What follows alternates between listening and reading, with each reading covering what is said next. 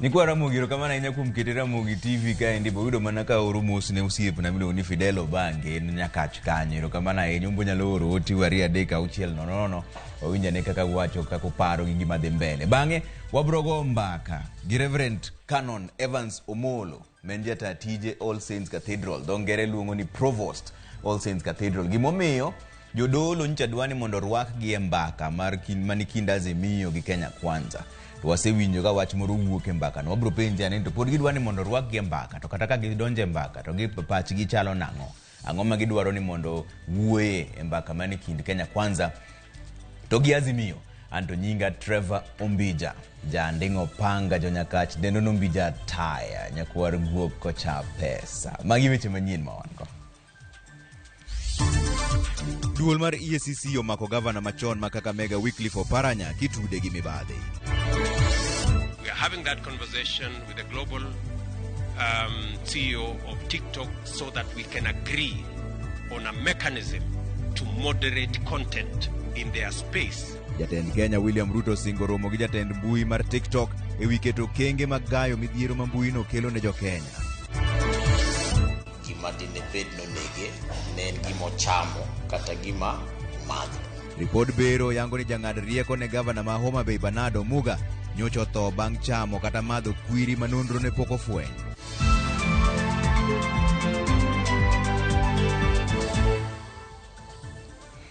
Erukamano kuom keto Ramogi TV kaendi jaloko marwa en Elizabeth Otieno. Wadhi mbele gi weche manyien. Duol mochung' ne kedo gi mibadhi EACC omako gavana machon ma Kakamega Wycliffe Oparanya kaachiel gi mine utene ariyo ewi lal mar omenda maromo bilion 1.3 mayangore ni nolal e bwo telo mare kanen gavana ma Kakamega. EACC omako Oparanya kendo dayo dhoge kinde mamoko kuom josiasa mowuok e yimbo mar Kenya to tudo meko mar Oparanya kod chung' mare weche mag siasa. Chris Owino nigi ler mar wachni. Koke duol mochung' ne kedo gi mibadhi e pacho kae EACC kawuono ogwaro gavana machon ma Kakamega Wycliffe Oparanya e seche mag okinyi ewi mano ma giwacho ni en kalore kod chilo mag mibadhi. Bang' ndhiye Oparanya kod monde ne ariyo ochwal achiel kachiel nyaka e log tich mar EACC e bore Nairobi kama ne odaye dhoge kuom seche bura. Obila ne otamo moko kuom jotelo mag Azimio kod okinde mage mane temo donjo e laru mar apisi mag EACC. Members of Parliament, including those from his home area, with the women rep Kakamega is here. His member of Parliament from Lugari is here. His advocate is here. The member of Parliament from Butere. MPs are here from Kakamega. Why would they be denied access to Honorable Oparanya? Katiba Kenya kipengele cha 49 na 50 kinasema kwamba iwapo mtu amenyang'anywa uhuru wake kwa asasi za serikali kama EACC ana haki ya kumteua wakili katika mahojiano atapokuwa anafanyiwa mahojiano. Asasi ya EACC ambayo ni asasi imeundwa na katiba ya Kenya imekiuka katiba na inajifanya kwamba wao wana sheria yao walioitunga. Kaluwore gi oboke mane ochwal ne ute fwambo weche seche mag ang'ich welo, EACC oyango meko mar Oparanya kod monde ne ariyo ewi mano ma giwacho ni en kaluwore kod lal mar omenda maromo bilion 1.3 e kaunti ma Kakamega e kinde telo mar Oparanya. Report mar EACC yango ni kaunti ma Kakamega en achiel kuom kauntis ma pacho kae manyong'ong' mar ging'iyo ewi tiyo marach kod omenda mag jopiny. Mimi mwenyewe nimeleta zaidi ya wale mawaziri sasa wako katika serikali ya Kenya Kwanza. Wakati walipokuwa tangatanga wakikamatwa, nilikuwa naingia huko tunaandikisha statement. Sheria haijabadilika. Kwa hivyo hiki ni kinyume cha katiba na Bill of Rights. In summary, there is a new crop, there is a new animal in the town called EACC that is operating as a rogue EACC. E kindeno, EACC okwayo jotelo mapacho kae mondo kik rwak siasa ewi weche mag kedo gi mibadhi. Mabiro e kinde ma jotelo mag Azimio mawuok e yimbo mar Kenya otudo meko mar Oparanya kod chung' mare motegno e weche mag siasa. They told us during the campaigns that they would no longer use the EACC and DCI to settle political scores. But this is happening because William Ruto knows when he goes to Western Kenya, he's going to face a hostile crowd. So they think if they keep him here, the people will not do what is required to be done. Sisi tunasema hata wakitushika, hata wakituweka korokoroni, sisi hatutarudi nyuma. Tutaendelea kutetea Wakenya. Na naambia ndugu yangu Oparanya hata akiwa ndani siku ya leo ya kwamba huko ndio mashujaa huwa wanaweka. Jotelogo owacho ni piny owacho mar Kenya Kwanza chano bwogogi kaka yo mar chunogi mondo gidonje duond bura mar UDA kaachiel gi weyo tudruok margi kod ogai mar Azimio Raila Odinga. Chris Owino, Ramogi TV, Nairobi. Jatend piny Kenya William Ruto singo bago romo gi jata tije maduong' mar kambi mbui mar TikTok mar neno yore ma inyalo riego kaka oganda jo Kenya tiyo gi mbuino kendo loso chenro mag chudo ne jogo matiyo gi TikTok. Maendi biro bang' od bura mamalo yudo kwayo mar loro TikTok chuth e pacho kaendi kaluwore gi neno ni rowere tiyo kode yore mag anjao sana gotieno. Lydia Okeyo miyo ler mar wachni. En twak ma osebedo kanyuolo paro mopogore pachoka. Twak ewi kaka oganda jo Kenya tiyo gi mbui mar TikTok. Kinde machuok mokalo, od bura mamalo noyudo kwayo kuom ja Kenya moro madwaro mondo miket chik maloro chuth tiyo gi mbui mar TikTok e thurka kaluwore gi tipo moko magwen kuro mithoro keto e mbuino mar TikTok. TikTok as an entity has committed no crime. It is how it is used, Mr. Speaker. Mr. Speaker, the heart of that petition goes to the issues of morality. We cannot continue supporting TikTok when our young people are using the same platform to post pictures when they are naked. Speaker mar od bura mamalo Moses Wetangula nogolo chik ne komiti marango kwayo makamage od bura mondo mi otim nonro ewi kaka itiyo gi mbui mar TikTok e thurka kendo okel report e od bura. Members, the petition alleges that TikTok collects a significant amount of data on its users, including information about their device, location, and browsing history, and sharing with third-party companies without users' consent. Mbui mar TikTok oseyoyo ganda bura ipachoka kama moko bende osigolo pachgi ewi paro manochwali od burano mar loro chuth mbui mar TikTok e thurka. Eti sasa kuna mtu ananipigia simu ya huruma ati TikTok yenu inabaniwa woye mtafanya aje? TikTok ni yetu. Mimi ni Mchina. Wabantu serikali wacheze tu. Mko na deni ya China wataongeza interest rate mulipe mpaka 2099. Chesa. Kuna wasanii wa Instagram na Facebook ati wanafurahia sasa ati TikTok inataka kufungwa. Mnafurahi nini hiyo sasa? Ni wivu. Hamjui kuoperate TikTok. Hamjui kwenda live. Hamuna lion kwa Facebook, hamuna whale. Usitulete. Jatend piny Kenya William Ruto koro singo bedo kod romo gi jatatije maduong' mar mbui mar TikTok Show Zichu mar keto winjruok ewi kaka ginyalo keto chike magayo tiyo marach gi mbui mar TikTok e piny Kenya. Tomorrow morning we are having that conversation with the global CEO of TikTok so that we can agree on a mechanism to moderate content in their space so that we can reduce the content that is negative and leverage on the monetization that is benefiting a lot more people. Ruto ne wuoyo nyasi mogik mar wer kod miel mar skunde ma pachoka mana obagi e kaunti ma Nakuru kama bende nojiwo rawere mondo mi oti makare gi talanta magi kod mbui mag tudruok. YouTube, for example, we are now at 80% monetization. We are one of the 4 countries in the African continent that we can now monetize our content in YouTube. Twitter has also agreed among the first countries in Kenya to also monetize our content. And from this festival, Your Excellency, we have also already identified items that can be progressed to monetization. Ruto wacho ni lai mar somo mar CBC oserie kaluwore gi paro manogole wi kit somo no. Mimi nataka niwashukuru sana walimu wetu, ndio wamechangia sehemu kubwa ya kupanga hawa watoto, kuwasomesha, kuandika scripts na kuwatayarisha katika hali mbalimbali ndio tuweze kufika hapa.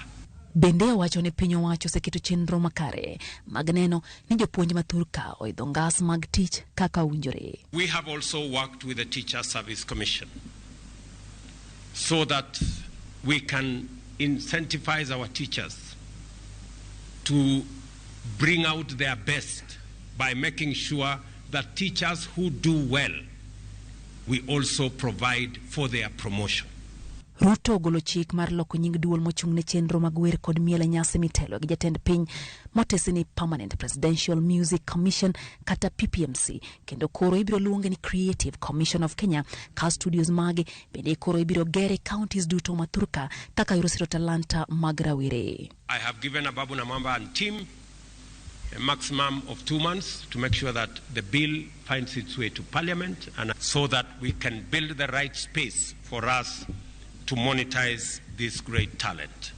Nyasi nono kelo kanyakla skunde duto manoyombe piem mag wer kod miel ingadho mamalo chutho kata nationals mosebedo kadhi mbele kind skunde mathurka.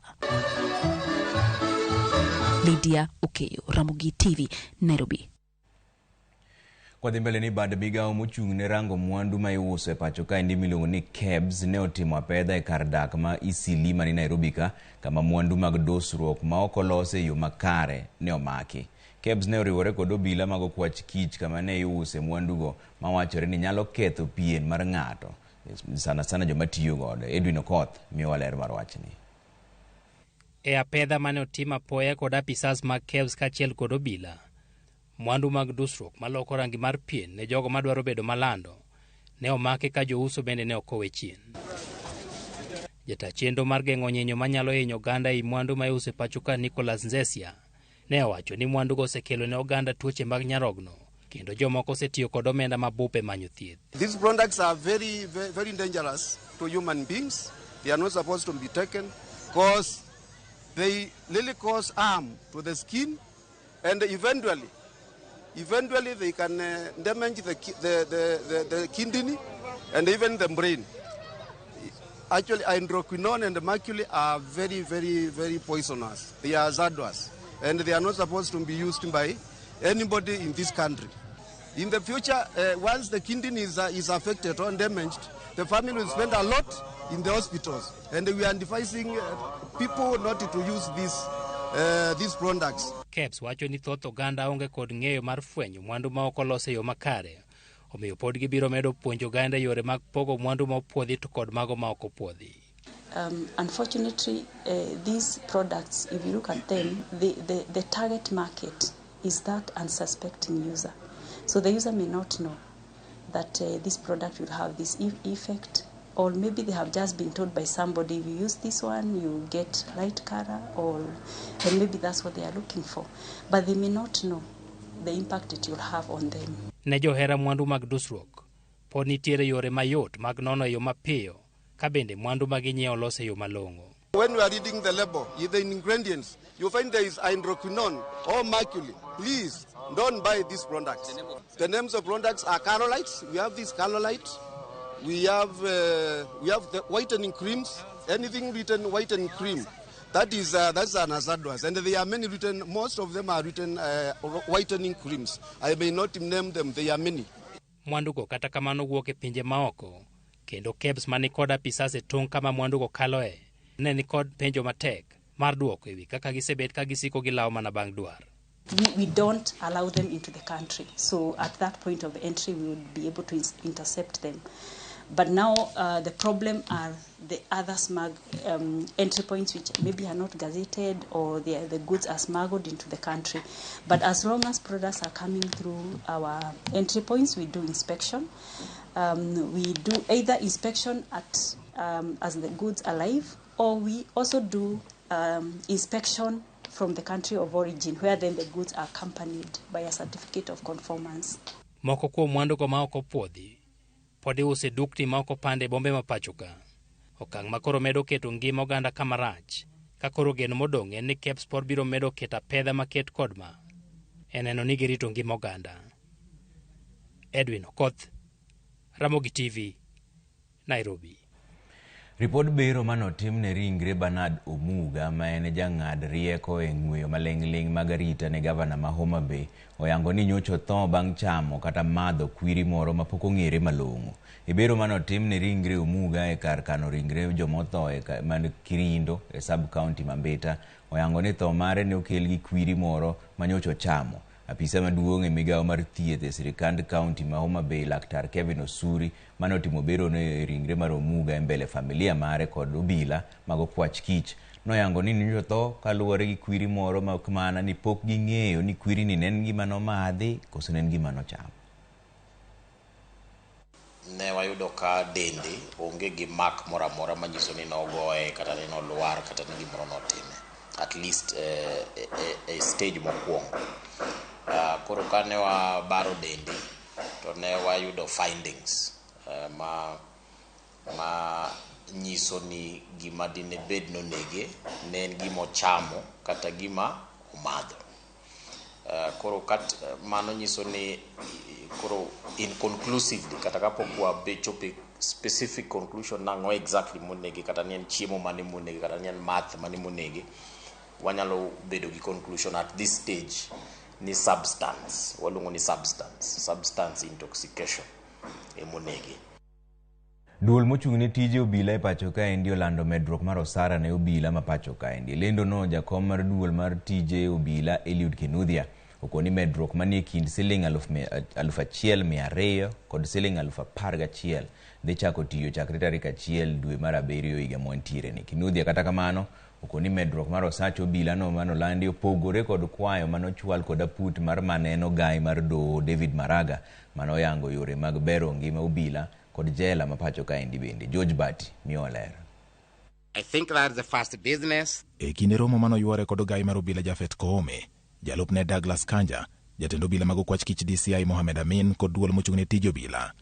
Jakom duol mochung' ne tij obila Eliud Kinuthia olando medruok mar osara ne obila kod jomamoko matiyo e sekta mar obila ma Thurka. This is the best that we got to be implemented in 2 phases. Phase 1 for the financial year 2023-2024, and this we were able to afford 2.284 billion. Kaluwore kod lendo no machal ni odewo apisa mag arita manitie lemo mamalo. Obila manitie lemo mapiny biro yudo medruok mar osara ma ok tin ne siling 1,000, kama nitie lemo mamalo dhi yudo medruok mar osara ma ok tin ne siling 11,000. Ma koro nyiso ni apisa mar obila manitie lemo mar constable ma yudo osara mar siling 20,000 kod 390 dhi yudo siling 21,645 ma en medruok mar osara mar siling 1,255. Apisa manitie lemo mar koblo ma yudo siling 37,000 kod 700 sani koro dhi yudo siling 39,000 kod 79, medruok mar siling 1,379, ka sajni machamo siling 45,000 kod 800 koro med siling 1,479 kendo koro gibiro yudo siling 47,279. Komishona mag obila ma osebedo ka yudo siling 131,550 koro dhi yudo siling 136,819, medruok mar siling 5,269 e kinde ma obila mantie lemo maluwore kod ogai mar obila miluongo ni AIG omed siling 11,249 kendo koro gibiro yudo osara mar siling 209,79 ka owuok siling 197,830 mane gisebedo ka giyudo. Medruok makama odwok chien kendo dhi chakore tarik 1 dwe mar 7 mar higani. Ya muhimu sana kwa maofisa wetu ni kuhakikisha hii nchi iko na usalama. Kwa kila police officer, hizo ndilo jambo muhimu sana, kuhakikisha kuna utulivu, wananchi wanaweza tembea bila kusumbuliwa, kufanya biashara. Kata obedo ni pogruok e paro ne oneno e kind ogai mar obila Jafet Koome kod jakom mar duol mar obila Eliud Kinuthia ewi medo obila lemo, joditogo mag obila kawuono wuok apiaya kendo wacho ni gionge pogruok moro amora kendo ne gidhi tiyo kanyakla mar neno ni gibero tij obila ma Thurka. Natupigani. His mandate is very clear. Have you ever seen me in uniform? Mine is very clear. I'm a man of the suit. Policy, I'm a HR. And the issue of raise of a promotion, it is no longer there. We address it like lightning. Don't imagine, there will never be differences. We work very well. I have a lot of respect for my chairman. We have nothing to quarrel about. Kopogore kod medruok mar osara moland kawuono, Obila bende osingnegi ni dhi ketnegi tenge bilion 1.317 mar medogi osara ei komenda manyien ma 2024-2025. George Bati, Ramogi TV. Jatend migao mar tuke Ababu na Mwamba onyono kar tiende ni otayo migao mar tuke yo makare kokwedo weche maluore ni ojwang'o jotugo. Ababu ne ochopo e nyim od bura mondo mi ochiw ler ewi kaka otayo migao mare bang' ywak bedo ni jotugo kale midhiero mathoth saidi. Simprose Okinda nigi ler mar wachni. Ababu ne ochopo e nyim komitino mar od bura gi geno mar luoko nyinge bang' jo od bura soko wang'e ni dibed ni ok ota migao mar tuke e yo mowinjore.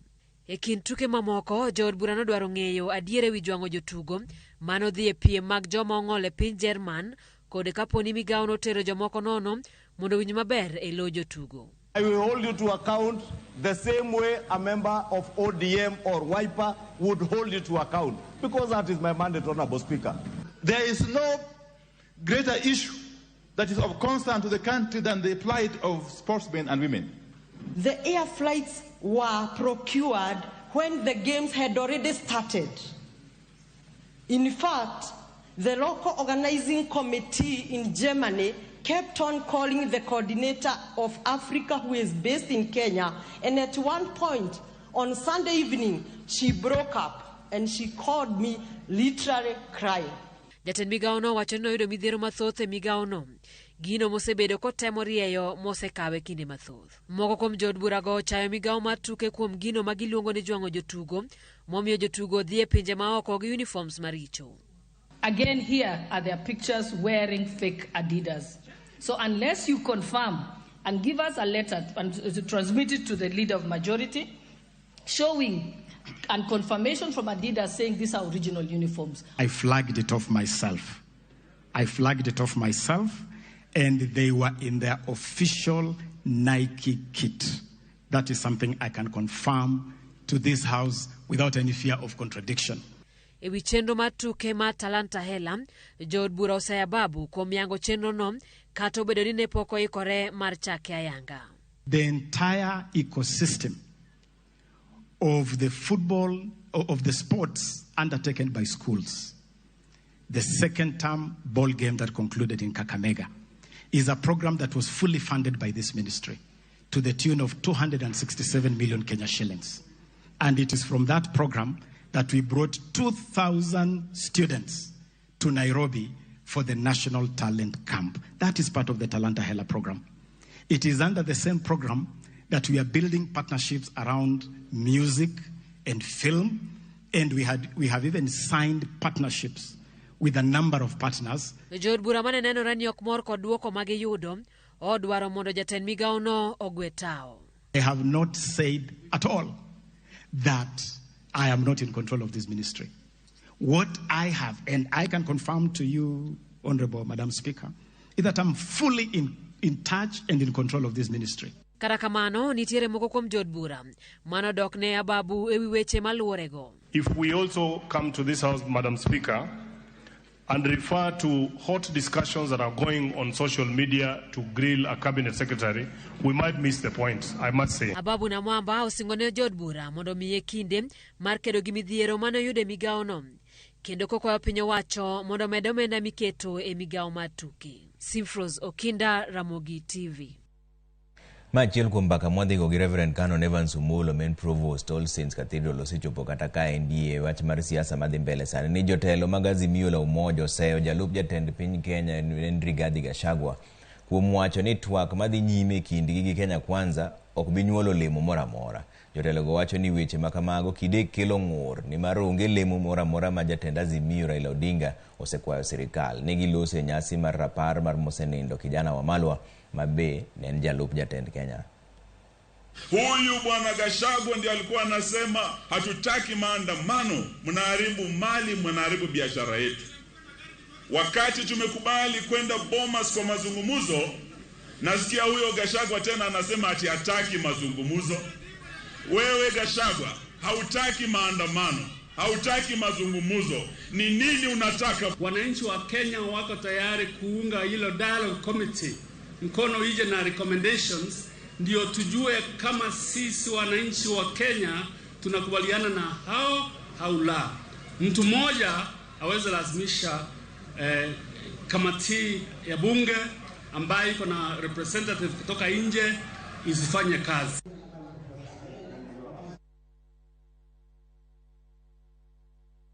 Wadhi yuyo moro machuok duogo kaeni twadhigo mbaka ibuch jopiny gi Reverend Canon Evans Omolo, main Provost All Saints Cathedral. Jodolo ne dwaro ni mondo rwakgi mbaka manie kind Kenya Kwanza gi Azimio. Ni wadhi penji ni pod gidwaro kamano, to gidwa ni agenda mane ma gidwa ni mondo kete mesa mambaka no nego beni mako. Sani twaseneno ka josiasa to sechako twerore ok giyie gi wach ni kata matin. Mane mbaka mwadhigo bang' dakika matin ibuch jopiny kik idhi mabor ahinya.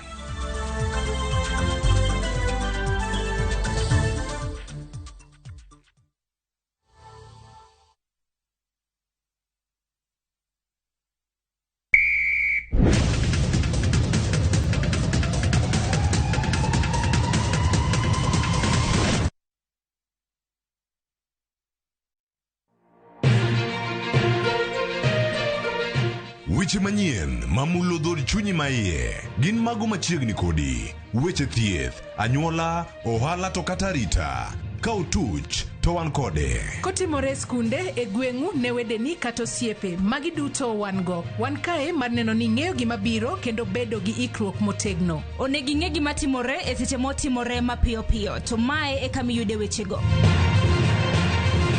Nikech Kenya en marwa waduto, to Ramogi TV en odwa. To kendo wantie iye kanyakla achiel kaka onagi. Ma en rupiny kod mbaka oromo.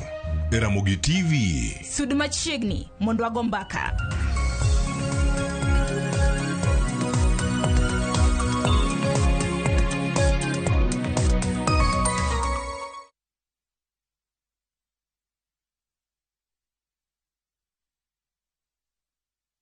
It's another holiday and the little ones will be all over in your space. Why not let them meet Tilly, AJ, Kim and Pendo for some great inspiring stories in the Hummingbird Tales. You know, as we grow up, we can change what we want to do.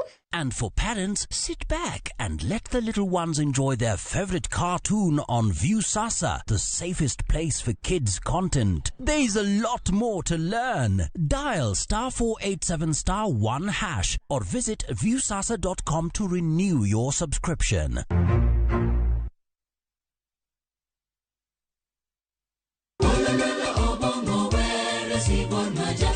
Wabedo jomaler e ngimawa ka warito ler mar pachwa. Kila neno lake lanikumbusha dunia hii inapita. Kod winjruok gi Nyasaye.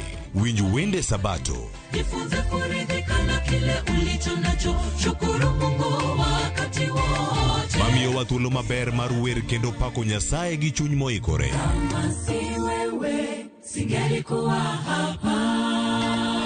Walando gi kinda wach maber mar Nyasaye. Nyasaye okoso ni kanye ma weche olokore ngimani di ma ok inyal paro kama ni wuoke.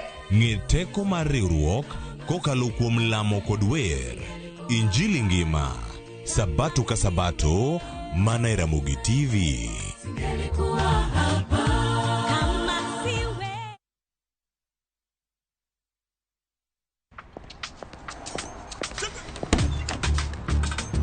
Oh, nice dashboard. Thank you. Gari yako ni mzee na venye dashboard yako inakaa mpya, mbichi. Is it new? Acha hizo tropi, unanichocha. Ipata pana si mpya. Neat. Manze, and that smell. So fresh. What's your secret, man? Nimekuwa nikitumia Tropical 2-in-1 car dashboard polish since I bought the car. Just spray, wipe and your dashboard looks as good as new always and smells fresh. Haijawai parara. With Tropical 2-in-1 car dashboard polish, your car dashboard looks new always, fresh and shiny. Available in 4 exciting variants and in all leading supermarkets from Tropical brands.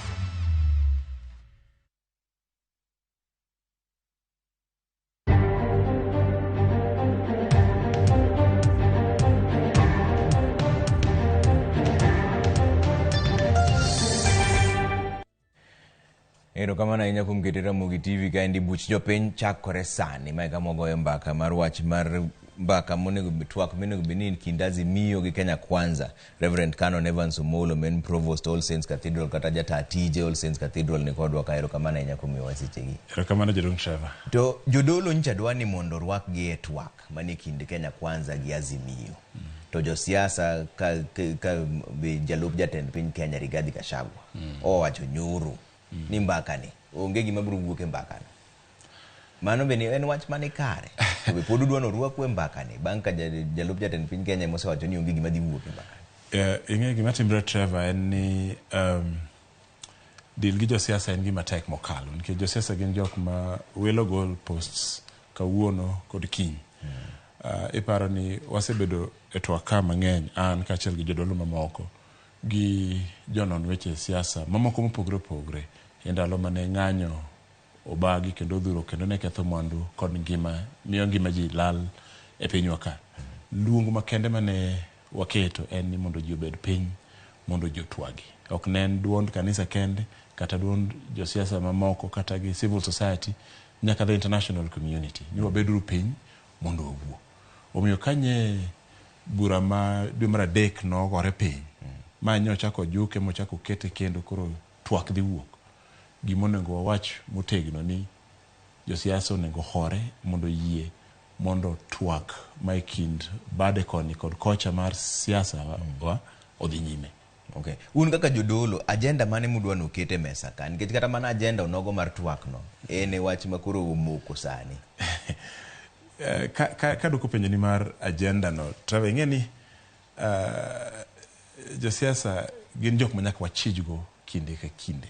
Emomiyo en gima ber mokalo kendo en gima winjore kendo madwarore kod haraka kabisa mondo orwak kanisa kata jodolo kata gi jodinde e twagni nikech josiasa gin jok ma kowene gi gimoro ni mondo gitaka kama gin gi a lot of selfish interests, gin gi a lot of tribal leanings, gin gi a lot of preservation of jotendgi ni anto kata bro yudi ang'o. Omiyo kaka kanisa gima kanisa osebedo ka landa nyalo fuono ni ang'wen to ginyalo bedo mang'eny. Mokwongo en riwo jo Kenya mondo obed gimoro achiel. National cohesion is a very big thing. Mar ariyo en nono wach mar ochumi mar pinywa niendi. To nono mar ochumi ni gi kama wachung'ie en wuoyo kuom gima oluongo ni addressing the burden of public debt. Ere kaka gowi ma obedogo mawuok oko nikech dola be nyochikore dhi malo go nyaka deal kod mano mondo wakel nyamar mwandu kowuok e iye kae. Mar adek en chuogo bura mar yiero moluongo ni IEBC. IEBC obet mobam masani ka gimoro otimore to ok wanyal dhi mbele maber. Mara ang'wen manyalo wacho en kelo tije ni rawere. Youth empowerment, creating more jobs for the young people. Really, mago gin weche ang'wen monego bed ni wakete mesa kacha mondo jotwagi. To ginyalo bedo mang'eny. Kwachaka ne kata gi wach mana mar riwruok ni. Nikech ma endi ma pok awinjo ka giwuoyo ahinya. Ang'o makoro onego timre mondo ji oriwre nikech nitie jomoko mosewacho ni riwruok biro biro ka lemo mag sirikal dhi kuonde te ma ji nitiere. To waseneno ka lemo moro amora madhi kamoro amora pod imiyo mana jasiasa. Mano ok onyiso ni omako japiny. Mano e rach mar siasa. To chandruok ma bende samoro ang'e ni ka wan koni to waneno ni rach to gin ka gin kocha to ber negi nikech siasa thrive miya mata mima ang'o ma yude mane. Emomiyo ker nyaka reward jogi to ka igole kama to tugo gi chess kamano. Trevor mondo mi jo Kenya riwre bed gimoro achiel mana gima iwachono. Mokwongo onego bed ni twagni ofuon kendo ler weche mar kaka mwandu mae Kenya inyalo keyo e konde Kenya duto mok ni mwandu di gurore e kind oganda moro achiel kata ogendini ariyo kende. Mwandu onego bed ni nya to donje Kenya. Ker kodhi mobedo ker ok en ker ne joma nogone kura kende, en ker mar jopiny duto. Momiyo chikwa mar Kenya katiba wafuone kendo yange kaka ranyisi mar riwruok mar oganda. Ok ochuno ni jok manogone gi kura mogine. Mar ariyo en chiwo lemo ma piny owacho molo ahinya be onego bed ni keyo kaluoro e pinywa duto mok ni dhoot moro ema waneno ka kinde yiero dhoot machielo emi yiero Kata mar adek nosiepe josiasa kata josiasa manorem nie mimiyo. Dakwane jo mongol, dakwane rawere, gi form the bulk mar population mar Kenya. Pokwane no kiero mano. Mano kotim, then riwruok dhi twagni onengo yang thuolo mar fuono weche go komondo wachak kelo riwruok ne jo Kenya duto. Jogo manie siasa mar mbaka twak madhi mbele kind Azimio gi Kenya Kwanza ni indi. Ko wach mar chiwo lemo ne kuonde moko, to gin gikawe kaka dwaro mar handshake kata nusu mkate moro. Mabe gisesiga giwacho pile pile. Ni noko gonwa kura, maendi sirikande joma nigi shares, magiwacho ni joma ne ugo kura kanyo. Company. Chalo kaka kampuni moro ma ng'ato nigi bathe moro momiye. Ere kaka udhi luoro wachni, moko wuok oko machalo kagima idwano kaw sirikal mondo mi opogne joma nok dwar sirikandni. An gi kama betie gi pacha wuon, and adwa thego mani mondo ng'ere ni ma pacha wuon. En kama wantie kaka jo piny. Okonengo wachak chuogo apise moko ni mondo wachak keta apise moko mang'eny mondo bedie. Ing'eni mano e kama hard start betie. Nikech ka wadhi e twak, nonengo waket apis ni onengo bedo nengo wayar executive nengo watimma. Jokocha nyaka chiji nikech jogi dwa yako bath mkate dhego. To yore monengo bedni twagni fuono mondo magi eki oyang go kendo oyudgi go maber. En ni wan kod thuolo mag tije maromo nade. Tije kolandi e public service. Ipogo gi kendi keyo gi machalo nade. Joma fuono tije go. Gin obedo siep ker, gin obedo siep jalup ker, obedo siep CS, obedo siep jo kanyo mag jo PSA mayudogi. Koso gin tije mwanyalo pogo mwake. You remember ni wawuok kuma bor mokalo ma kinde mokalo tije ne ni mane e kind kabila moro achiel kata kabila moro ariyo. Koro wawilo gi kabila sani. Koro macha ne ng'eny, koro sani wadoge kabila ni e mondo koro mednya. Wayargi. Wan gi kabinde moingo 40 e Kenjwa ka. Wamigi thuolo mondo gin bende ok nchamo lemo kende, gin bende gibed gi thuolo mar tiyo ne jo Kenya kimiyo gi thuolo mar holding these positions. Kodok e wach mar tayo duol ma tayo yiero dala kama en IBC. Mane wacho chiel ma kuonde te osewinjore. To ang'o mande tim maler un kaka jodolo, ang'o mudhi nyiso, mudhi keto negi e mesa ni ka ber to mae monego timre. To wang'e maber ni aput moro ma yiero jo commissioners to dhi mana mbele sani, ok gin pogi chung. Koso ok en jo midhi ket kanye ma un go gi wach. I don't think ni wach malich ahinya en ni ng'ano madhi kawo komni, ng'ano madhi bet ka commissioners dhi bedo ng'ano gi ng'ano. The same principle ni mokwongo nyaka obed kod face mar Kenya. Mano mokwongo. Mar ariyo nyaka obed kod jok ma kogo kogno to yudo ka gin jok moro motelo maonge kod weche mibadhi moluorogi. Jok maonge gi tentacles moringo mochopo kuonde mamoko. People who are independent ma odiedo manyalo ng'ado bura maonge ni ong'iyo goke kapok ong'ado bura machielo. Trevor, mago gin ariyo kuom gik ma onego bed ni sama wawuoye chuogo duol ma tayo yiero to nego wang'i e yo makare mogik. Nikech iparo chien kacha jomoko no terne gi pesa, jomoko no tim kama. So weche mag integrity, weche mag ler mar kaka ji odak, onego bed wang'iyo kabisa sama wachuogo duol makama. To un kuwinjo wach mar ni mbaka ma gidwa timo, gida nono yiero mokalo mar higa mar 2022. Ben gimu yiego kaka jodolo koso mano to wacho ni mano gima nosetieki koro mano ji onego sud mbele.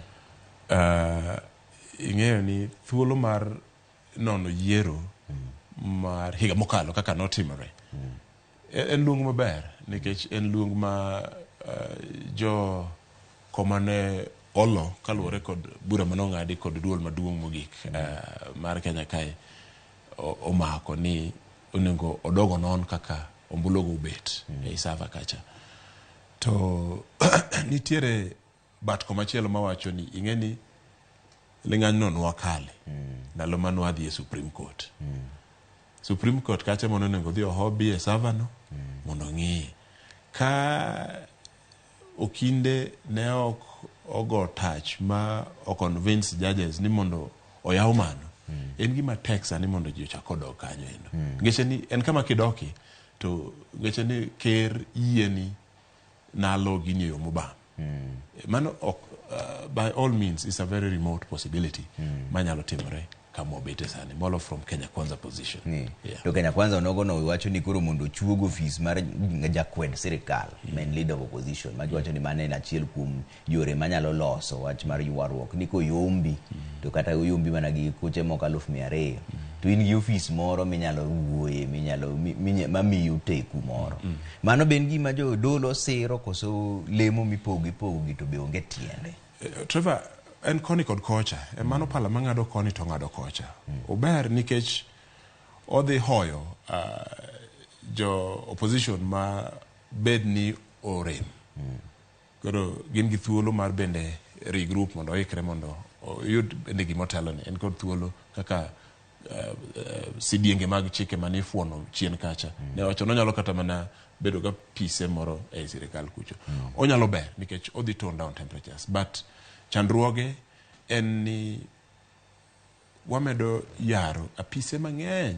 Wane mwa ywak ni nengo mar ochumi odhi malo, nengo mar riembo sirikal oidho malo, to wan kende ma odwa chakwa create more oppositions. Emomiyo tuak moro mar expanding executive kia kelo ofisni kelo apisni gin gik manitiere ma ji wuoye to gin gik madhi hinyo chumi. Kama wantiere rach Trevor kaachiel gi nyikwara Mogajwang', onego bed ni wang'iyo ni to ere kaka waduoko piny expenditure marwa kaka piny mondo wakel mwandu omednya mondo pesa obede lwet oganda odonje ofuko mondo bed ni wanyalo chiemo kendo jowa nyalo dhi maber, wanyalo yudo thieth maber. Mana paro ni emonego bed ni gima chando chunywa mogik mola ahinya e weche mag twak. Maun kaka jodolo wach mar lemo mipogo ni to kukete mahino ahinya.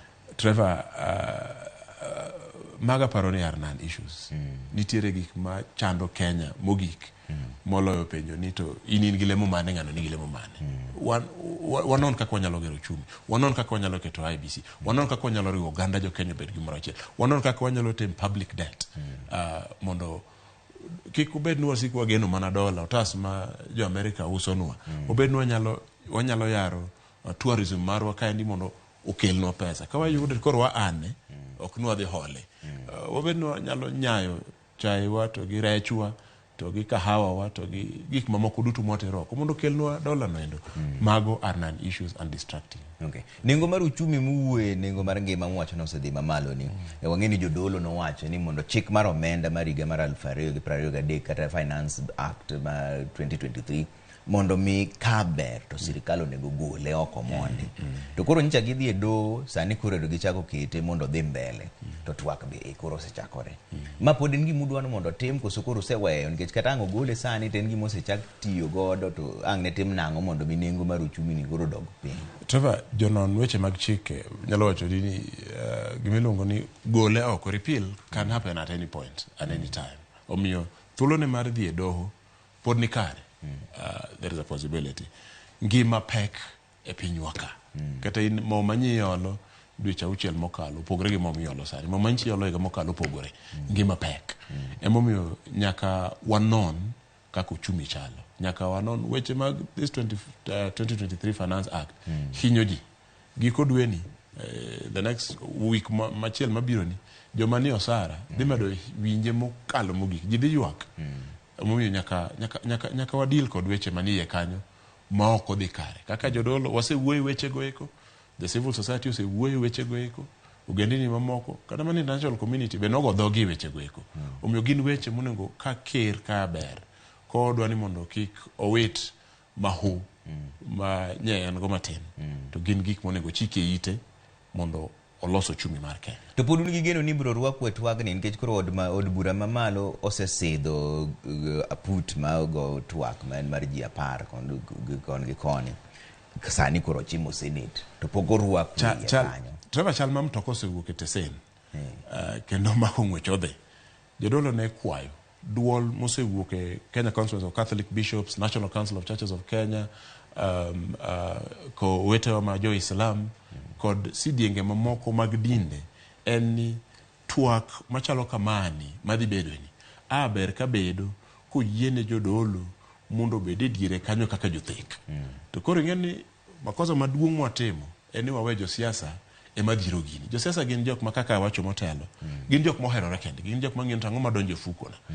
Jodolo ani kod kwayo ni mondo ketgi e diere, gibed kaka jothek. Bedo ni maendi osego ng'wech kendo ringo, ok monwa pod chuogo sidienge mamoko kata machielo. Mano waluongo ni national dialogue. Mondo watwagie e weche gieki. Wanyalo kawe kod ango machielo mondo twak omed dhi nyime. Bro medo enrich kata medo ndhadhu mang'eny mokalo ema dhi nyime no endo. Omiyo poko leo. Kidieny machielo mar mbaka ni matemo ng'iyo ni to dadonjo nang'o. Mar josiasa no gitimo gi piyo piyo nikech ging'eyo malong'o ni nitiere sidienge mag jodolo ma kodhi mobede diere biro loso gik moko mopogre kod kaka gidwaro. Trevor kwayowa kata kwayona an awuon en ni process needs to be rethought. Mondo warwak jodolo. Trevor ang'o momiyo dwe mar adek gini nombemore gi siandane. Trevor kama josiasa nitiere en lweny. Okikaw ma aber ka jogi go ndamo chien to winjo duond kanisa kod owete ma josalam ni aber ka waketo jodolo e diere ka mondo bed no jothek. Okinyago opira kin gi jotugo kende gi giwegi. In gi jo FC gi jogor kende onge referee e diere. Dhi wuok mobam. To be une kata gi yo mora mora kendo mar timo tijini ka podono ni gi josiasa odhi kode kaka gidhi no, ang'o makoro dhi timo? Memorandum ang'iya chiwo tese. Motese go gin gik minyalo ga som tineno tiwito. Kaka mar wech mar omenda mar 2023 no wachiwo tese. Onge kuma gi shepie kata gino endo. Twak mogolo makende ne piny owacho en ni okang' ma wantie onego wafuon kendo wafweny kaka sirikal molo ahinya ne ker wuon ni kanisa omako okang' marang'ongo e chenro mar piny niendi. In the affairs of this country, kanisa ni kod okang' marang'ongo. Kik mondo wadhir kanisa thenge. Chien kacha wanyalo paro kata mana nyuolo katiba manyien okang' mane kanisa timo. Wanyalo paro kata mana tiego ji kata iko ji weche mag yiero, kanisa osebedo kani kod okang' marang'ongo makao ka influence gik moko positively. Wawe dhiro kanisa thenge. Omiya kwayo ker elo jodolo wetena nyaka my seniors moko madongo jo bisobe gi bisobe ni mondo wanoni mondo wawinj duond Nyasaye kokalo kuom jodolo. Reverend Rukamana inya sai madema wawango Reverend Canon Evans Omolo ben Provost All Saints Cathedral kata jata tije All Saints Cathedral owacho ni jodolo pod ochung' kar tiendgi ni ka ber to nego ketgi e kind twak mane kind Azimio gi Kenya Kwanza mondo gibed jothek kendo gibe giked agenda margi e mbaka mwantiere ni mano e but jopiny.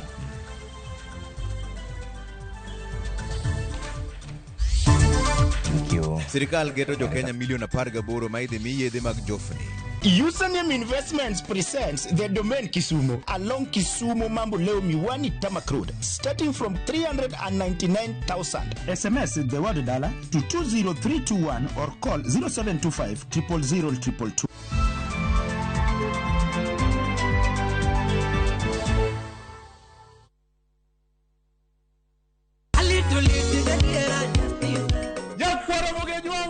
Chiegni e show mamit maraktari ma iluongo ni Ramogi Night wakelo go Teacher Beach seche machal kama. Ka in jahera mar luo benga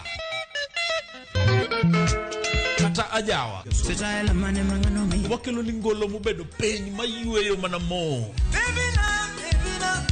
Lungani kolo con instrumental kaberni be inyalo lungani Boy Handsome Within and Without. Boy Handsome moment away aroji bed and breakfast sama pekni tilungani ngenja the entertainer. Kaka pile nyakona mogejo wawacho ni kete manaka. Ramogi Night, Teacher Beach ka Teacher Beach, Sang'wen Otieno.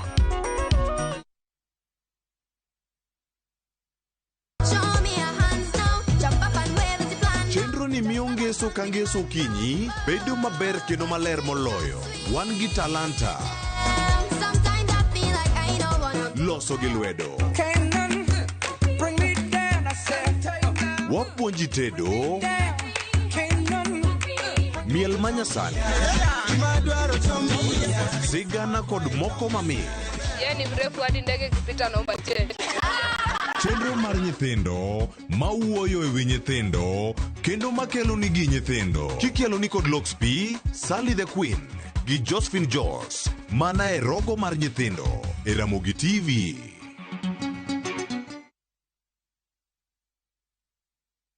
Uhuru Superstores Limited, wani duka maduong' kendo namba 1 wayudore boma ma Kisii. Wauso chiemo mopogore opogore kod mwandu mag hardware mamoko. Mag gedo koting'o mabati mar Dumuzaz, Galshit, simiti, chumbe mag gedo e kind mamoko. E nengo moyueyo. Mondo ing'e mathoth, yuana tole namba 0111-161-500 kata 0111-161-501. Uhuru Superstores Limited, the people's choice. Yud mwandu e nengo moyueyo kata omenda ma itiyo godo.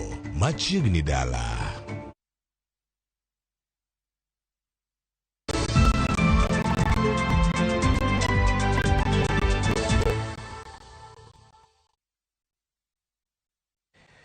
Kamano kuom kit Ramogi TV kaendi wadhiane mbele gi weche manyien. Ni obila e gwenge mag Kuria West omako nyasore gunde 8 ma nengogi romo $1 million. Jatend obila e kaunti ma Migori Peter Kimani owacho ni nyasore go nomaki kod obila makedo kod kuo mag jamni miluongo ni Anti-Stock Theft Police Unit otieno manyoro e gwenge mag Masangoro mani Kuria West. Kimani wacho ni obila gi mane timo kachero ne ogoyo gono mar joriemba pika 4 mane sombo nyasore go eko. Ne girengo gi yombo obila bang' bolo piny gunde mag nyasore. Tendo obila wacho ni gisejiwo jopiny mondo konygi kedo gi yedhe ma mero ji e kaunti ma Migori.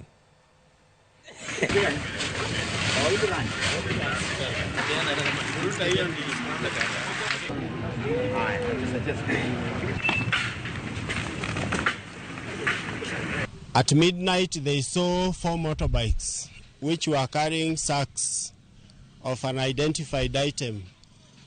So when they challenged these people, the motorbikes went and entered into a compound where they offloaded the sacks. So when my officers challenged them, they ran away and left the cargo behind. When the officers advanced and inspected the cargo, they were able to find a total of 8 bags. I want to warn those who are doing this activity of trafficking, especially illicit brews and cargo across the border. Jometri mag lokruok mar chal kor lwasi e Afrika koro dwaro mondo midhiero mag thieth kod ngima oganda obed achiel kuom weche ma idhi twakie romo ma ichano bagi e pacho kaendi dwe manyien. E romo ma gibago e piny Malawi motelo ni romo ma Kenya kaendi, giwacho ni thoth midhiero mag thieth tindi kelo nikech lokruok mar kor lwasi. Judith Omondi ni kod ler mar wachni. Lokruok mar chal kor lwasi ma kinde moko kelo oro kamoko to ula machwe ketho udi osebedo ka nyayo twak ahinya to e higni 3 ma okalo mathoth pinje e Afrika osebedo ka kedo kod midhiero gi. Kaluwore kod lipot manyicha ogol kod riwruok mar International Rescue Committee, ne giyango ni maromo jo Kenya 5.4 ne okalie midhiero mar nong'no e kind dwe mar 3 nyaka 6 higani. E romo ma okelo kanyakla jombete mag lokruok chal kor lwasi e piny Malawi, gigolo paro mondo mi pek weche mag thieth e twak mar lokruok chal kor lwasi ma owinjo bedie piny Kenya chakre dwe mar 9 higani.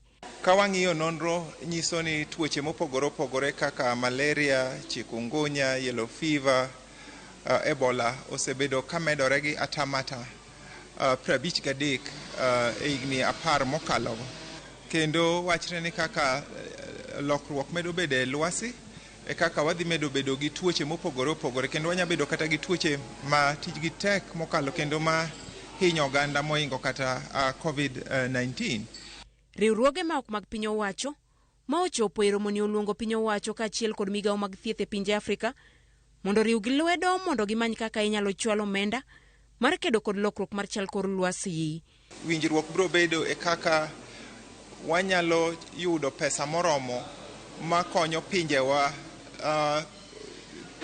deal gi weche mag lokruok lwasi kod yore wa mag thieth. It is a reality that we are seeing and feeling every day.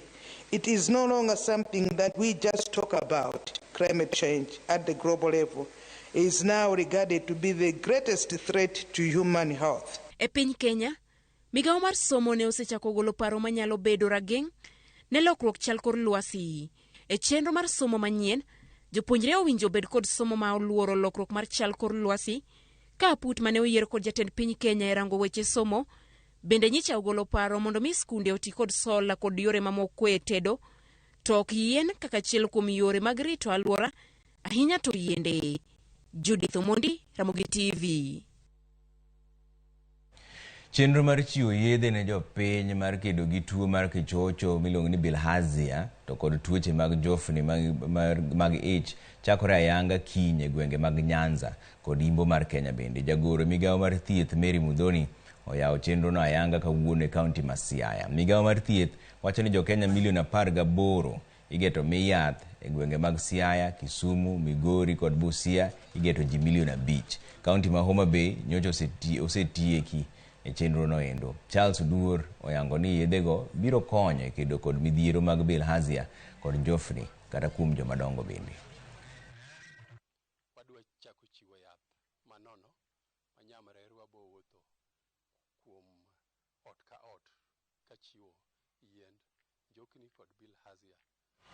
Gibo bedo free maonge ng'ama bo chulo, kendo yien gi kaka ministry wase test boyudo ni gin safe.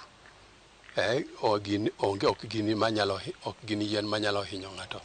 Koro wakwayo mana jopiny ni ka nyamreru biro kelo ni yath to mondo imuony gi mondo konyi koka njokni, nikech ng'eny ji paro ni njokni en mana mar nyithindo kende, but jomadongo bende nigi njokni. In the counties, in the Lake Region counties where we are working, the prevalence for bilharzia and soil-transmitted ailments is high, and based on WHO guidelines, when the prevalence is more than 10%, then you treat en masse, you treat the whole population where the prevalence is high. So in the 4 counties for schistosomiasis, we are treating in wards that have prevalences that are high. Our dedication to eradicating NTDs remains steadfast.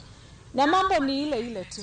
If we want to eradicate some of these small diseases, nimeongea mambo ya kujipanguza na ile leso umetoka kuchukua samaki nayo. Kwanza unaiosha.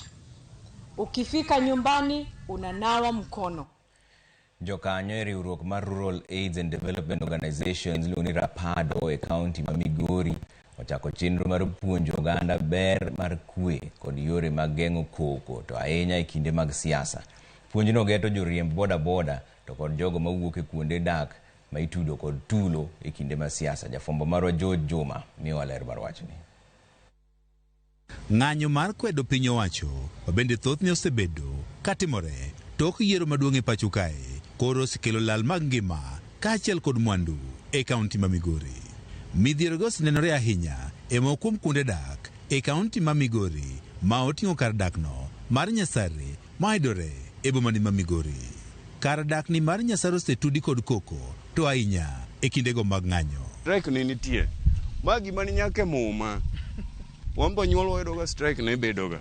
En achiel kuom kuonde dak marakruok koro osebedo kinde ka kinde e kind jopiny kaachiel kod oganda e kinde mar ng'anyo. Ka kwe nitie, tudruok marwa gi polis ber, nikech Nyasare e kuma polise luoke gechegi pok nogo gari mora mora. Nyasare kuma polise mamadho gik makechgi ma en kong'o. Methe kendo kwe niga e kindwa gi polise ma onge polisi mora mora mosemonji.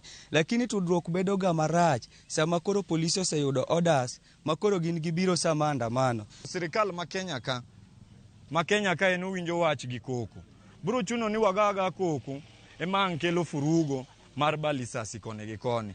Ne walimo kar dakni mar Nyasare mar yango gimomiyo nying kar dakni osetudi kod koko kaachiel kod njore e kinde ng'anyo. Sasa moluong maandamano, jo Nyasare wuok kendo wawuok mang'eny. Jodak ma Nyasare wacho ne gin jogo mohero kwe kendo lweny mosebedo kawuok e kinde ng'anyo biro nikech jotend arita kwe emosebedo ka koro rakore kodgi nikech osekawgi kaka jogo eko matimbegi richo. Bro yudo ka jo Nyasare area wawanda mana maber ka waywago akiwa mar mogo. Tibro yudo ni police boya malo gi oda mopogore gi marwa mane wan go. Koro mane makelo koko. Jok maricho gine jok mamayo jo Nyasare kwe. E okang' mar kelo kwe e kar dakno mar Nyasare to ahinya e kindego mag siasa, riwruogno ma ong'ere kaka Rapado ne obedo kod twak kod oganda mar manyo yo mar kelo kwe e kar dakni to ahinya kindego mag ng'anyo. Ok giricho ni kata kaka owuoyo kodgi kawuono giwuoyo maber kendo giyien ni wach kwe gibiro lando kigin giwuon kendo gibiro lando ne jowetegi duto. Jogo mosebedo kang' manyime mar kelo kwe e kaunti ma Migori okono jende to en joriemb bodaboda ni koro bede okang' mambele mar lando kwe. George Juma, Ramogi TV, Migori. Oro piny mar India ondiko historia bang' ndege molosi e yo manyasani ma idendo ni Chandrayaan 3 timo limbe e dwe kata moon kuma iparo ni nitiere pi kod muya maler ma en oxygen. India ochopo milambo mar dwe ma piny mora mora ne pok ochope nyaka nene. E higa mar 2019 jo science mar India ne otemo limbe no nyadiriyo to ne ok gichopo. Piny mar Russia bende ne otemo limbe no dwe gi ndekgi ma idendo ni Luna 25 to ne ogore mane Luanda. Piny Amerika kod China bende ochano mar limo milambo mar dwe. Bang' chopo dwe igeno ni ndege no mar Chandrayaan 3 dhi kawo jumbe 2 e iye kuno ka jolony timo nonro ka pi kata mwandu mora mora nyalo yudore kanyo. Higa mar 1960 jononro ma idendo ni Apollos ne ofwenyo ni pi nyalo yudore e dwe.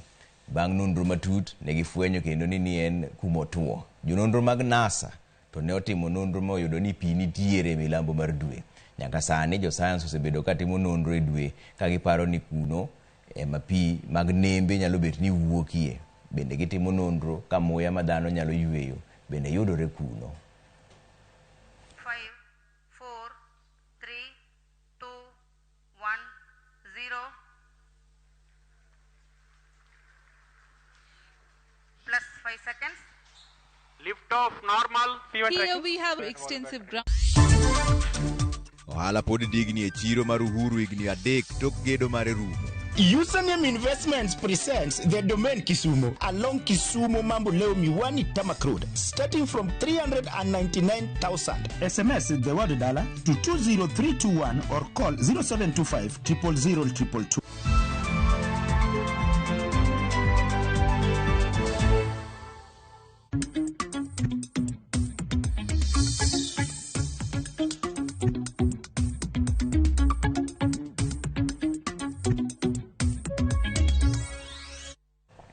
Odonjane weche mag ohala ni duol mochung' ne tayo piem e kind kembe ma pacho ka endi men Competition Authority of Kenya ogoyo fwai mar siling milion 339 ne kembe 9 mag loso chumbe kuom rocho chike matayo chenro mag ohand chumbe pacho ka endi. CAK wacho ni kembe go osebedo ka chuogo nengo mag chumbe go ka gigolo mana chumbe matin mondo donje chiro kaka yo mar kelo nok mar mwandu no kendo medo nengo gi. Tononoka Rolling Mills, Devki Steel, Doshi Steel kod Jumbo Steel gin moko kuom kembe ma ogo fwai mar kind siling milion 9 nyaka milion 86. Authority has ever imposed in the last 10 years of our existence. And therefore, moving forward, what we like to see is that companies comply with the law and also that prices are coming up. And you might have seen at some point during the last 3 years, the public outcry about price increase within the steel sector. And that's actually what triggered our investigation and therefore the result we are reporting today. In the previous enforcement of the competition law, we have undertaken similar engagement with companies, particularly cement, where we penalized about 6 companies of the violation of Competition Act, which is a cartel case. And also we have seen that in the cement sector before, we have investigated and established similar violation of the law. And therefore we have also penalized the same. And this is a practice that we like to see not being practiced in a liberal market like ours. And therefore this is one of the mandate of the authority that we would like to implement. Higni adek tok yepo mar chiro mar Uhuru Business Park Kisumo, ywak to pod nitiere ka ohala bende pok odongore makare chiro no endo. Ywak bende pod nitie ewi midhiero madhi mbele chiro kanyo endo. Jo ohala ma uso e chiro no medo kwayo jowetegi mamoko mondo mi oriwre kodgi e yor neno ni chiro no omedo jiwore. Millicent Adhiambo miwa ler mar wachni. Nyao mantie Kisumu kar kae obaro ji ndas, onge ng'ama biro tiyoni, nitie ohala kar kae. Ka wabet e iye kar kae, ji biro neno ni ni ji nitie iye kar kae, to wabiro bet gohala maber. Jo kaunti oneno maber ni mondo omiwa gima chal kama, mondo koro gino bed mari, nyaka nyikwayi ma ng'ama dari kanyo onge. To jo Kisumu dwaro mana kama askari chwadogi gi yien, kata gidhi gironyo na askari ni ogoya. Ogoyi to nitie kae, askari go biro chwadu kabisa. En thuolo maheo igni adek sani. Nyaka ne yawa yanga, kar ohala mar Uhuru Business Complex e boma ma Kisumu. Ohala dhi nyime kata kamano. En kidam. Ang'o mamono kar ohala no? Meo, kuom thuolo no duto, bang' gedo mare ne rumo. Uhuru is the best place mondo watime biashara. Weuru weyo ni udwa lauru, udwa dok chien, fitina matindo tindo. Ni udwa ni waritu to ine udi ya ma ok timre. Aseyudo financial institutions mabiro ga wuotho ka, gidwaro ni mondo ging'i ni watimo ang'o, to wanya tudore kodgi e yore mage mondo mi gikonywa gi pesni matindo tindo mwanyalo tegogo ohendniwa. To ka gibiro ka giyudo ka ji tin, kendo ka gibiro gineno ka ohala mwatimo kamoro ok en ohala manyalo miyo waduoknegi pesnigi. Ohala ng'eny Kisumu moko yudo space. To nitie jowa moyudo manigi barua to wacho ni en space moyudo no ok onyal chamo space. Akwayi ni ng'at manoyudo space bi mondo waloko Uhuru Market mondo chiro ne opik. Midhiero kaka onge mar teko stima kod odundu makeo pitaka bende en gima kelo pek ne ji ohala e chiro no. Ung'e maber ni biashara mang'eny timore gi stima. To nikech jo ohala no hiny, stima bende onge. Drainage ni nitie gi blockage. Sama koth chwe to en kama ipuke gik moko, odhi modinre makoro ok onyal ringo. Ere kaka wanyalo yudo cho moro mondo omer choche manitiegi? Ywak kod kwayo magin go ne sirikal gin mage. We requested the county government to go with the speed to make sure that those who are outside there, they come in and they take their spaces so that they pick their business so that we can move together. Dwar mondo ng'ama ok dwar stolo mi ng'ama dwaro. Kik chun ng'ama ok dwar gi gimoro. Nikech gini, komiyago to ane momiyago biro konya. Ok obi konyo governor kendo. Be ok obi konyo city manager kendo. Parcels, collection and delivery. Ginyalo kelo no market. Kamago gik mabiro boost market ni. Maka gikelo, to abiro appreciate the county mondo mi Uhuru Market opik. Ten boma ma Kisumu to osingo tieko midhiero e chiro no. Kendo keto lwasi makare mar timo ohala. Poni no mi stall kata space e chiro Uhuru Business Market to pok igero. Koro space nino sirikal osekao dhi miyo jo ohala ma oikore mar biro mondo timo ohala ka. Malalamiko to gi ywak mag jo ohala to kaka sirikal wadhi loso gi jo ohala. Seche matin kaunti ma Kisumu medo dhi nyime kod keto kenge mag meo ohala e chiro ni Uhuru Business Complex. Ata malario mag jo ohala ma osechopo kae mondo dhi nyime kod ohala jiwo jowetegi mapok ochopo mondo chop mapiyo ka ok kamano to sonde gigo ibro mi jogo mani kod dwaro mar timo ohala kaka yorno mareno ni chiro ni oringo kaka chiche mamoko. Millicent Adhiambo, Ramogi TV, Uhuru Business Complex, Kisumu County. Kodhi mele ni mwandu manengo ne poko yangi owang'e mach manomuoche kar ohala mang'iya e kaunti ma Siaya. Majno yangore ni ne umuoch e magawa moro kendo ketho mwandu kanyaka sani poko yangi gima ne okelo majno endo.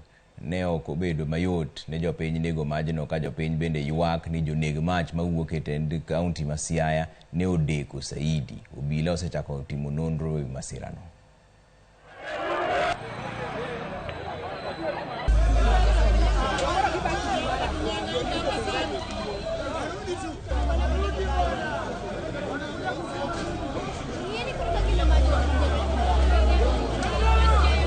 Abed ni kijande gi okotiyo matek, majno ado ketho gimora mora murng'ia. Kech majno kumolielie no, en machiegni gi petrol station. So, abed ni kijande go weyo ng'ado rieko mar muko udi man machiegni kanyo. Majno do ketho kuma duong'. to agombo kwayo ofis Gavana marwa James Orengo ni kaponi gima kama otimre chieng' moro mbele utemie ga uringo matek nikech budho ma obudho omiyo gik mang'eny odwa kethore. Ok wang'eyo ni gik moko nendo kethore mang'eny maromo nadi, lakini wagoero kama Nyasaye nendo konyowa. To sida mosebedo go kae en quick response. Mr. Governor macho timre Siaya. Remember ni promise wani boga bedo gi quick response. Maji ni osliel sadi nyaka mwandu okethre.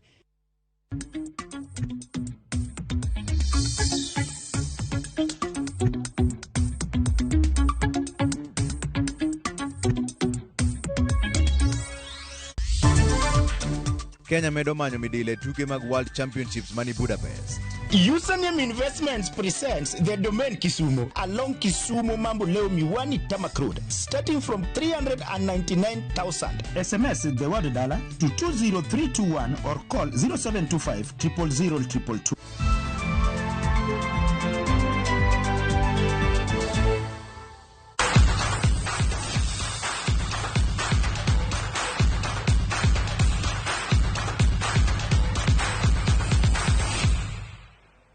Odonjane weche mag tuke ni tim mar adhula mar Harambee Stars biro gocho gi tim mar Qatar e tugo mar osiep dwe manyien. Qatar ni e thuolo mar 59 e rang'iny ma piny ngima, ka Harambee Stars to ni e thuolo mar 105. Bang'e no tim mar Kenya no e bwo kocha Engin Firat biro gocho gi South Sudan e boma ma Nairobi ka endi tugo machielo mar osiep bende. Ma endi eri en ikruok ne tuke mag laro thuolo mar dhi e Africa Cup of Nations.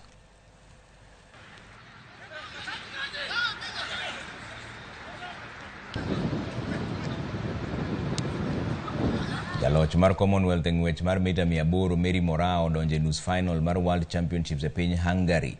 Moraa dhi bedo ja Kenya makende e nus mar final tok kanolo Vivian Kiprotich gi Naomi Korir e hits magi. E tuke ma higa mokalo, Moraa noloyo bronze e piem mar piny ngima. Noloyo kuom dakika 1 sekond 59.89. Second 200 metres, 58.61. So she slowed right down to a 2:04 pace. And I think people are getting suckered into this. They're going to wise up. I think some of the other athletes will know to expect this from Moraa. But this is what I mean, that improvement of tactics. She can control from the front at whatever pace she wants. She's just doing enough to hold the lead, to give herself a good position. She could come under pressure in the home straight. See Raven Rogers poised on her shoulder. Rogers has made so many global finals. She knows what she's doing so often, rounds into form. Right when it counts, here it goes. Mary Moraa from the front, she's striking for home. She's going to be okay, but look at the battle going on behind. There are just 3 automatic qualifying spots. The Italians